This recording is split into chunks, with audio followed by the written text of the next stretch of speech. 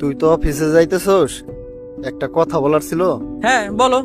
আমার কিছু টাকা লাগতো রে। টাকা লাগবো? কিসের জন্য? রুমে অনেক গরম তো, পাঞ্জাবি পরে থাকতে কষ্ট হয়, তাই একটা ফতোয়া কিনতে চাইছিলাম। ফতোয়া কিনবা? আসলে অনেক গরম পড়ছে তো, ফতোয়া লাগে আসলে। তো কত টাকা লাগবো? দেও 800-1000। 800-1000? আচ্ছা ঠিক আছে, তাহলে তোমার 1000 টাকা দিই। এই যে নাও, এখানে 1000 টাকা আছে, তোমার যেটা ভালো লাগে তুমি সেটা কিনে নিও।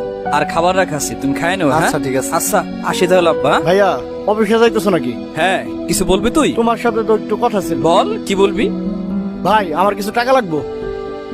তোর আবার কিসের টাকা লাগবো? তুই না কিছুদিন আগে টাকা নিলি।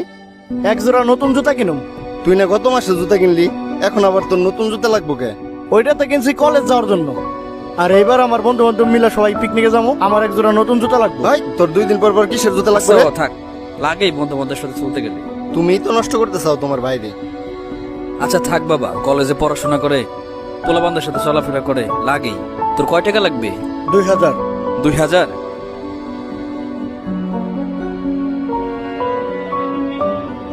এই নে, তোর যেটা ভালো লাগে কিনে নিস। আচ্ছা, ঠিক আছে। আব্বা খেয়ে নে কিন্তু, হ্যাঁ? আর তুইও খেয়ে নিস। ঠিক আছে। তুই তো খাস লেট করে। আসি, হ্যাঁ? আচ্ছা। থাক। অফিসে সবাই আসে শু পরে, একমাত্র আমি যাই স্যান্ডেল পরে। সবাই হাসাহাসি করে, আমারও এক জোড়া শু কেনার দরকার।